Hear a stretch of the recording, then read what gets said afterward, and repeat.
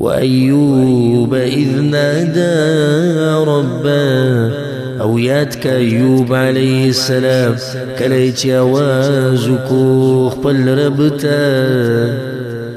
ایوب علیہ السلام الله سبحانه وتعالی بنی اسرائیل ته لېږلو، په ده باندې الله سبحانه وتعالی ناشنا امتحان راوستو، او هغه امتحان دا و چې الله ته بچي ټول په یو ځای اخیستي او مال ته الله اخیستی و، انتهایي غریبي پې الله راوستې وه او په هغې د پاسه بیماري پې الله راوستې وه، تر دې چې خلکو سره د دې غربت د لاسه بې تعلقات هم پرېښود.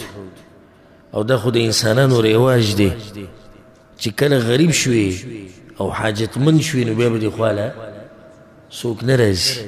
18 کاله دی بیمار پروت و، 18 کاله بیمار پروت و او ښځې به یې خدمت کو. ناشنا امتحان دی دا، او دا د الله یو صابر بنده و چې په دې ټول وخت کې او په دې حالاتو کې د صبر او صبر کړی دی. او کله به دا خبره کوله وی د الله څه ناشنا نعمتونه دي چې مال یې راکړي دي. ښځې به ورته وایي څنګه؟ وی مال به ډېر و، بچي ډېر و، دنیا پراخه وه، نو الله زما نه هغه دنیا ټوله واخیسته د دې دپاره چې وی د ایوب علیه السلام زړه صرف د آخرت طرف ته شي. داسې د نیکانو خلکو سوچ د دغه امتحانونو په باره کې چې الله یې پرې راولي. وی د دنیا رانه الله دې دپاره واخیسته چې زما زړه خالي شي څه ته؟ آخرت ته، او زه د آخرت دپاره وی څه وکړم. نو 18 کاله دی بیمار پروت، بیا دا دعا وکړه او اواز یې وکړو الله ته. ګوره مصیبتونو کې اوازونه دي پیغمبرانو چې ټول هم کړي دي. د ابراهیم علیه السلام تذکره وشوه، د لوط شوه، د نوح وشوه، د سلیمان او د داود شوه، اوس د ایوب علیهم السلام. دا ټول او پر روان درس کې به نور ورسره هم ذکر کوو. دې ټول اواز چا ته کړی؟ الله ته کړی. او دا دلیل په دې هم دی چې دا پیغمبران د خپل ځان دپاره څه نشي کولی، نو کوم چې د دوی بندګي کوي دا به څومره قمقلان خلک دي. نو بیا دا دعا وکړه، انی مسنی الضر، چې بېشک ماته رسېدلې ده بیماري، وانت ارحم الراحمین، او ته ډېر رحم کوونکی د رحم کوونکو نه. ګور ادب ته 18 کاله بعد دعا غواړي د بیمارۍ په باره کې. نو هم داسې نه وایي چې بیماري تکلیف راته رسېدلی دی یا الله بیماري ختمه که، داسې وایي نه، وی یا الله بیماري راته رسېدلی دی، تکلیف راته ډېر شوی دی او ته رحم کوونکی. دا ادب دی د پیغمبرانو د الله سره چې داسې ورته نه وایي چې نه بیماري ختمه که، ځکه چې د بنده دپاره په څه کې خیر دی د نه څوک خبر دی؟ دین الله خبر وی الله ته رحمت کوونکی. فاستجبنا له، نو قبول کړه منګه دعا داغه، فکشفنا ما به من ضر، نو لرې کو منګه هغه چې په ده باندې و د مرض نه، هغه مصیبت ته الله وی ما لرې کو.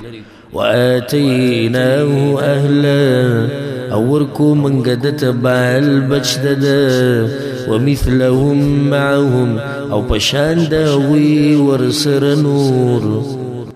الله ولا غشته بچي ورکړو، ها اقه شانې ولا واپس را ژوندي کړو، او نور اولاد ولم الله ورکو، او مالی پې دومره راوورو چې روایت کې راځي چې د ملخانو په شکل کې الله په ده باندې سره زر راوورول، او هغه د یو طرف ته رانیو، د بل طرف ته رانیو، د یو طرف ته وی د الله طرف نه ورته وویلی شي چې په دې باندې ایوب علیه السلام ته ویل ایوبه که څه په دې موړ نه شو، او ته یا الله ستا په رحمت باندې څوک موړ شوی؟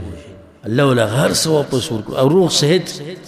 الله ورته د خپلې ځمکې در واچوله لکه سورت صاد کې چې تېر شوي چې خپلې ځمکې در واچوله د هغې نه یخې اوبه، پاکې اوبه، مزېدارې اوبه راووتې. الله ورته په دې ولامبه چې په هغې ولامبل هغه بیماري ټوله ختمه شوه، بلکل ځوان شوه. ښځه یې راله، بس سیرتونو کې راځي وایي ښځه یې راله او ده ته ووایي چې دلته یو بوډا و زما خاوند و بیمار و دلته پروت، هغه کوم ځای کې دی؟ او ته زه یم. وروسته بیا هغې ته پته ولګېدې چې دا خو حقه زما خاوند دی. الله ولا هر څه واپس ورکړو، وجه دا و چې امتحان کې کامیاب شو. ځکه الله هر څه مته واپس ورکړو رحمة من عندنا د وجد رحمت زمن د طرفنا وذکرى للعابدین او د پاره د نصیحت د عبادت کوونکو چې څومره خلک چې عبادت کوي د دوی لپاره یو نصیحت شي چې وګورئ نصیحت واخلئ د چا نه د ایوب علیه السلام نه عبرت واخلئ د هغه نه څنګه عبادت یې د الله کړی دی ځکه خو الله د تذکره په صورت صاد کې داسې کړی دی چې وجدناه صابرا نعم العبد الله ډېر صابره بنده و زما ډېر ښه بنده و الله وایي 18 کاله په یو سړي باندې داسې سخت دی او دی چېرته ګیلې شکوې نه کوي او خوشحالې وي د الله نعمتونه دي او موږ که چېرته یو ورځ روټۍ لږه وچه وخورو نو ځمکه او اسمان یو کړو ښه هر څه به دې بعضو ګټلي کورونه یې جوړ کړي دي هلته په ملک کې تجارتونه یې روان کړي دي خو که چېرته سعودي عرب کې مزدوري معمولي کمزوري شوه